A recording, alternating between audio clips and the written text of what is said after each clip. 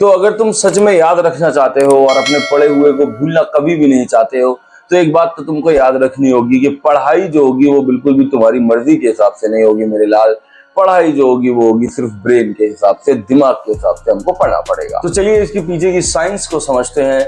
और मैं आपसे ये बात करूंगा कि सबसे पहला रूल जो है इसको रूल आउट करने का वो ये है कि पढ़ाई जो है वो ब्रेन के हिसाब से होगी, यानी कि ब्रेन को बिल्कुल भी कंफर्ट पसंद नहीं है, ब्रेन को स्ट्रगल पसंद है।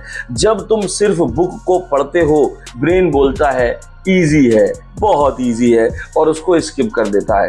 और जब तुम लिख कर पढ़ते हो या जब तुम कभी गलती करते हो या तुम जो है कुछ ऐसा काम करते हो जिससे तुमको याद आता है कि यार ये तो मेरा एम्बैरेसमेंट का मूवमेंट हो जाएगा अगर मैंने इस तरीके से नहीं पढ़ा, तो ब्रेन इस बात को याद रखता है। यानी कि पढ़ाई जब भी आप करोगे तो पढ़ाई जो है वो एक्टिव रिकॉल से होती है, आपकी पढ़ाई जो है वो लिख कर होती है, आपकी पढ़ाई गलतियों से आप सीखते हो। तो हमको ये तो हमेशा याद रखना होगा कि जब भी हम कभी पढ़ाई करेंगे तो हमको पढ़ाई को केवल रीड नहीं करना है, उसके साथ में हमेशा हमको लिखते रहना है या कुछ गलतियां करते रहना है या प्रॉब्लम्स करते रहना है। इस तरीके से एक्टिव रिकॉलिंग होती है। इसलिए एक्टिव रिकॉलिंग जो होती है वो पैसिव रीडिंग से 5 टाइम्स मोर एफिशिएंट होती है। तो this we have to always remember.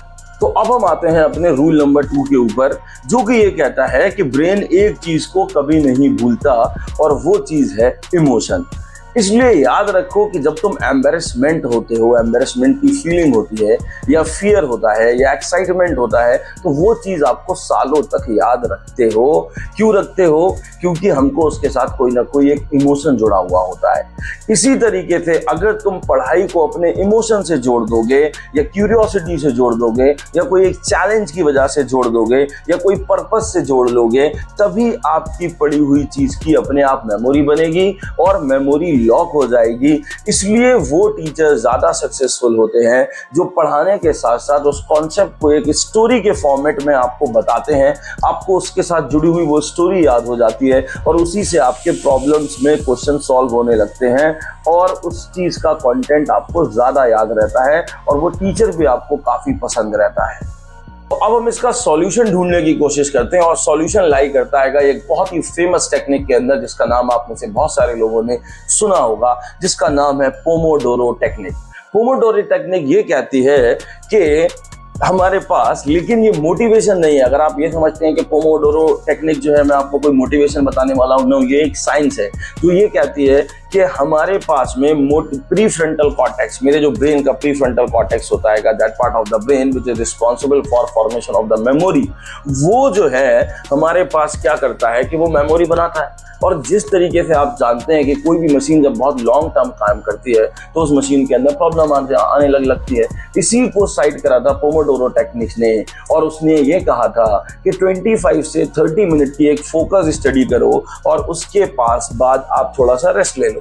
क्योंकि 25 to 30 मिनट्स के बाद क्या होता है, जो फोकस केमिकल्स होते हैं in your brain, that's level of those chemicals deprive होने लगता है, यानी कि कम होने लगता है। इसलिए याद रखिएगा कि लॉन्ग सिटिंग आवर्स अगर आप लेते हैं तो that will be result in the fake productivity, and if you are going for the short focused study तो that will going to form the real memory.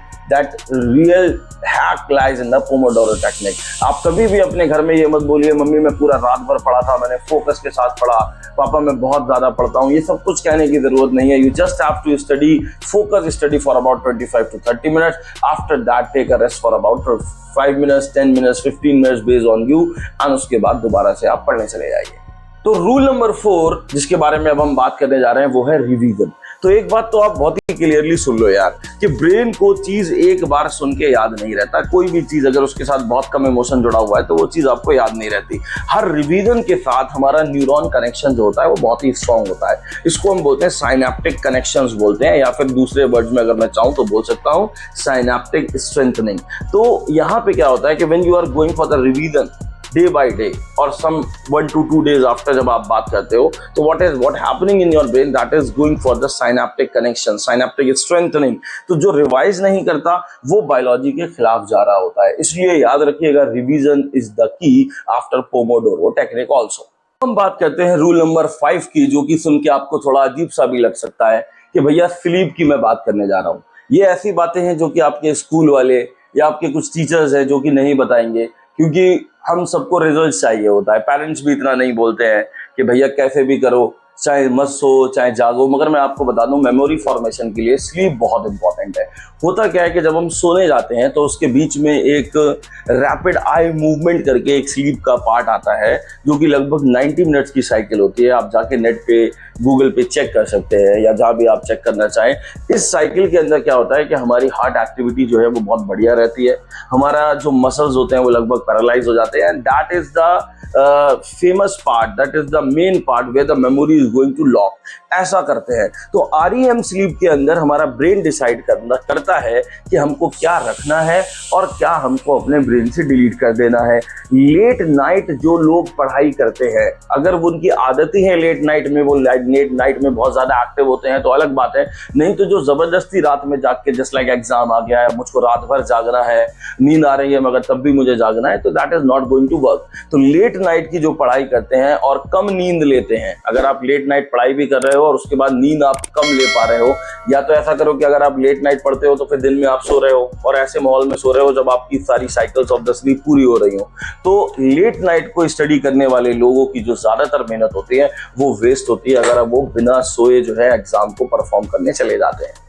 तो अब हमारा जो रूल नंबर 6 है, जो कि हम चाहते हैं कि हमारी मेमोरी बन जाए और हमको एक्टिव रिकॉल होने लग जाए, उसके लिए मैं आपसे बोलूंगा कि जब भी आप कभी पढ़ते हो, पोमोडोरो टेक्निक से ही पढ़ो।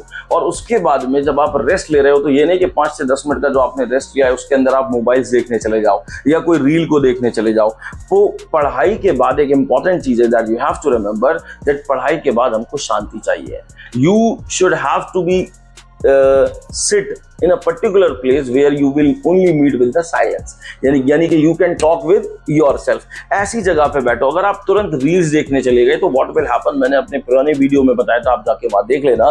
there will be a surge of dopamine, यानी कि डोपामीन का सुनामी आएगा आपके दिमाग के अंदर और जितनी भी पढ़ाई आपने करी है वो सारी बर्बाद हो जाएगी, because the dopamine of that reels will be that much high that it will going to override the dopamine which is being created by the curiosity of you when you are studying very curiously, या you are busy in the problem solving, but that will also got vanish। इसलिए पढ़ाई के बाद कभी भी mobile, कभी भी reels नहीं देखना है। लगभग 25 to 30 मिनट्स को हमको ऐसा बिल्कुल नहीं करना है। 20 से 30 मिनट तक केवल आपको साइलेंस रहना है और जो आपने पढ़ा है उसको एक्टिव रिकॉल करने की कोशिश करना है। आपको ये कोशिश करना है कि क्या मैं अपने आप को पढ़ा पा रहा हूँ, क्या मैंने जितना पढ़ा है, क्या मुझसे अगर कोई क्लास में पूछेगा या पूछेगी क्या मैं उसको बता पा रहा हूँ, क्या मेरे प्रोफेसर्स, क्या मेरे टीचर्स अगर मुझसे कुछ भूलेंगे तो मैं एग्जैक्ट उसी फॉर्म में बता पाऊंगा जिस तरीके से मैंने अभी पढ़ा था। तो वो चीज को आपको रिकॉल करना है। उस टाइम पे कोई भी डोपामिन सर्ज आपको नहीं चाहिए, because dopamine that is already being created by your study, उसको सेटल होने दो, उसको 20 से 25 मिनट तक सेटल होने दो। आफ्टर दैट आप थोड़ा बहुत रेस्ट कर सकते हो। याद रखिएगा इस बात को कि no mobile after the study, that will be a very important tip for you. तो इसलिए इस वीडियो के अंदर अगर आप देखो, मैंने 7 रूल्स को आपके साथ डिस्कस करा है, तो मैं उसी बात को बोलूंगा कि देखो पढ़ाई करना हार्ड नहीं है, पढ़ाई करना, मेमोरी बनाना भी हार्ड नहीं है। बस हमको किसी ने बताया नहीं है कि कैसे हमारी मेमोरी फॉर्म होती है, कैसे ये सब होता है, एमिगडाला क्या होता है, हिप्पोकैम्पस क्या होता है, ये सब हमको थोड़ा जानना है। गलत तरीके से पढ़ना जो है वो हार्ड बना देता है और हम उसी से जूझ रहे होते हैं। हम अपने आप को मान लेते हैं कि मैं इंटेलिजेंट नहीं हूँ, मैं ऐसा हूँ, मुझको आता नहीं है। मैं फिर आपसे बोलूँगा आपका ब्रेन भी उतना ही इंटेलिजेंट है जितना आइंस्टाइन साहब का था। ही परफॉर्म इन अ काम माइंड, आप परफॉर्म करते हो एक हैवॉक माइंड के साथ में काम करते हो, एक हजल बजल माइंड के साथ में काम करते हो। तो जिस दिन तुम ब्रेन के साथ पढ़ना सीख जाओगे तो उस दिन जो मार्क्स जो है वो झक मार के आपके पीछे ही दौड़ रहे होंगे, मार्क्स। इसी के साथ मैं अपने 7th रूल के अंदर ये कहना चाहूंगा कि भैया स्ट्रेस जो हो वो डिस्ट्रॉय करता है भैया रिट्रीवल सिस्टम को। रिट्रीवल सिस्टम क्या है कि जब आप एग्जामिनेशन हॉल में बैठे होते हो तो आपको रिट्रीव नहीं हो रहा होता है कि आपने क्या पढ़ा था, क्या इसका आंसर होना चाहिए। You will be bit confuse हो जाते हो आप। उस टाइम पे मैं बोलूंगा स्ट्रेस जो है वो इस टाइम पे मेन रोल प्ले कर रहा होता है। इस टाइम का मतलब ये नहीं है कि जब आपको एग्जाम में याद नहीं आ रहा है तो आपको लग रहा है यार मेरी तो मेमोरी बिल्कुल बर्बाद है, मैं पागल सा हूं। नहीं, इसे रिट्रीवल फेलियर बोलते हैं। क्यों बोलते हैं? कि आपको एग्जाम का डर होता है, आपको परफॉर्म करने का डर होता है, आपको अपने पेरेंट्स का डर होता है कि उन्होंने ये कहा था, आपको अपनी गर्लफ्रेंड का डर हो सकता है, आपको अपने टीचर्स का, आपके रिश्तेदार का डर हो सकता है। वो जो डर होता है, और डर जो है हमारे ब्रेन के अंदर एक स्पेसिफिक लोब से रिजेंबल करता है, उससे रिलेटेड होता है, that is known as the amygdala lobe. Amygdala lobe is responsible for fear, anger, rage. अगर आप देखोगे तो एनसीईआरटी के अंदर भी ये बात लिखी है, न्यूरल कंट्रोल एंड कोऑर्डिनेशन के अंदर, कि amygdala lobe is responsible for fear, anger and rage. तो यानी कि जब एमिगडाला लोब आपका लागू करेगा या चालू होगा इन द डर, तो उस टाइम पे आपका हिप्पोकैम्पस लोब, जो कि मैंने अपनी पहली वीडियो के अंदर समझाया था, that is responsible for the conversion of short term memory into a long term memory, वो हिप्पोकैम्पस लोब क्या हो जाएगा? बंद हो जाएगा। और हिप्पोकैम्पस ने क्या बनवाई थी? Permanent memory. अब हिप्पोकैम्पस लोब जो है वो प्रीफ्रंटल कॉर्टेक्स को सिग्नल नहीं भेज पाएगा, जिससे आपको रिट्रीवल नहीं होगा। इसलिए काम माइंड जो लोग रखते हैं, जो लोग बिल्कुल काम रहते हैं, जो लोग प्रॉपर नींद लेते हैं, वो अच्छा एग्जाम में परफॉर्म कर पाते हैं। शायद आपको याद होगा, कभी आप ऐसा एग्जाम जो आप देना नहीं चाहते हो, जिसमें आपका मन नहीं है, उस एग्जाम में कभी कभी आप ज्यादा अच्छा परफॉर्म कर लेते हो, रेदर देन जब आपके घर वालों का प्रेशर होता है या आपको लगता है this is the only thing which I have to do, तो वो चीज में आप थोड़ा खराब कर देते हो। तो याद रखिएगा, रिट्रीवल सिस्टम को अगर आपको स्ट्रॉन्ग करना है तो डरना किसी से भी नहीं है, किसी से भी डरना नहीं है। You just have to perform with a very calm mind.